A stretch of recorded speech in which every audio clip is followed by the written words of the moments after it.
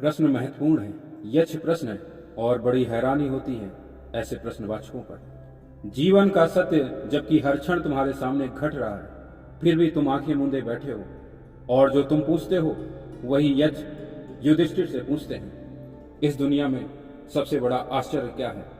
और युधिष्ठिर कहते हैं, यहाँ हर क्षण मृत्यु घट रही है। सब जानते हैं कि वो एक रोज मरेंगे, लेकिन कोई भी मृत्यु को स्वीकार करने को राजी नहीं है।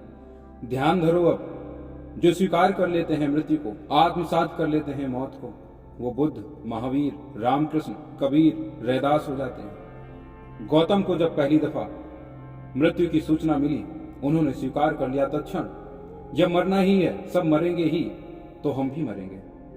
फिर कल मरें कि आज मरें, क्या फर्क पड़ता है? मृत्यु तो घटेगी, सब मिटेगा। जब सब मिटेगा तो शाश्वत क्या है? मरेगा कौन, बचेगा क्या? और शाश्वत की खोज में गौतम निकल पड़ते हैं। यह मृत्यु के प्रति स्वीकरण ही था, जिसमें गौतम के अंदर मृत्यु के प्रति, जीवन के प्रति, स्वयं को जानने के प्रति एक क्रांति खड़ी हो जाती है। और यही क्रांति गौतम में बुद्धत्व लेकर आती है।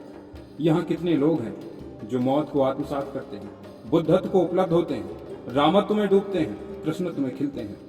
यहाँ आदमी जो उसकी वास्तविक पहचान है ही नहीं, उस कर्म को करने में लगा हुआ है, वह पद, मान, प्रतिष्ठा के पीछे अथक श्रम करता है। जो भ्रम है उस पर तो उसके भरसक प्रयास है, लेकिन जो वो वास्तव में है, जो उसकी वास्तविक स्थिति है, उस तरफ उसका कोई ख्याल नहीं, उस तरफ उसकी कोई आंख उठती नहीं है। जबकि जानता वो भी है कि मृत्यु हर क्षण घट रही है, मरेगा वो भी, और मृत्यु के साथ उसकी बनाई हुई ये दुनिया विदा हो जाएगी।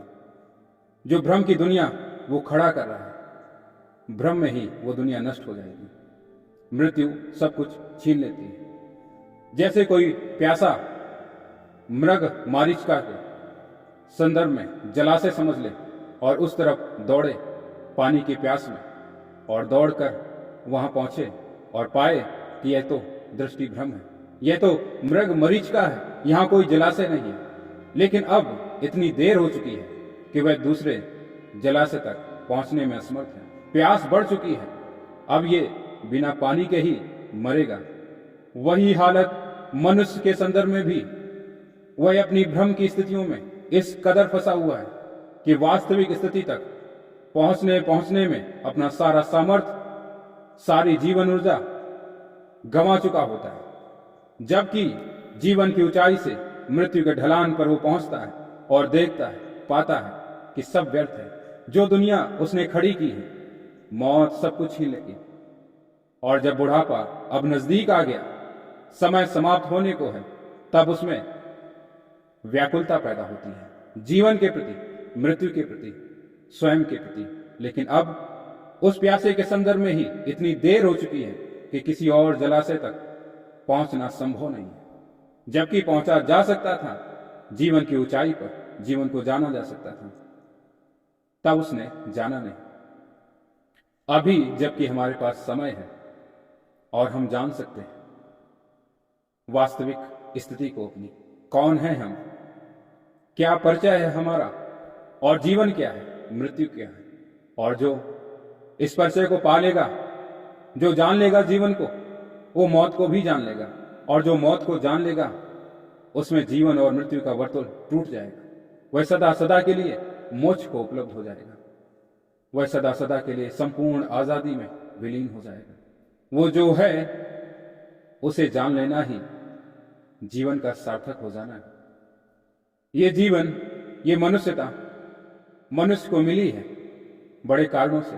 तुम जान सको, अपना पा सको परिचय, तुम हो कौन। और ये परिचय पाने के अलावा हम वो सब कर्म करते हैं, सिर्फ परिचय पाने में ही असमर्थ हैं। उस तरफ ही हमारा ध्यान नहीं है। और जिसका ध्यान अपनी वास्तविक स्थिति की तरफ नहीं है, भ्रम की स्थिति की तरफ है और भ्रम की दुनिया खड़ा करने में लगा हुआ है, उसका पूरा जीवन सार्थक जान पड़ेगा बाहर से, लेकिन फिर भी निरर्थ है, व्यर्थ है उसका जीवन। और ये अनुभव कितनी भी ऊंचाई पर भौतिक दुनिया में पहुंच जाए कोई, जब वह मृत्यु के ढलान पर पहुंचता है, वह ये अनुभव साक्षात करता है।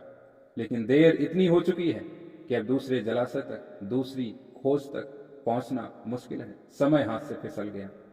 लेकिन फिर भी प्रयास अगर किया जा सके दूसरे जलाशय की तरफ जाने में, तो शायद पानी अभी भी मिल सकता है। अभी भी यदि सबको सब तरह से समष्टि के समझ तिरोहित किया जा सके तो वह त्रिपुरारी हो सकता है।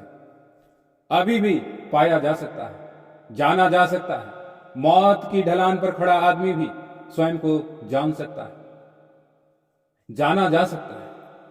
तो कम से कम अब, जबकि जो जीवन की ऊंचाई पर हैं या जो मृत्यु की ढलान पर हैं, दोनों ही स्वयं को जानने की तरफ आगे बढ़ें।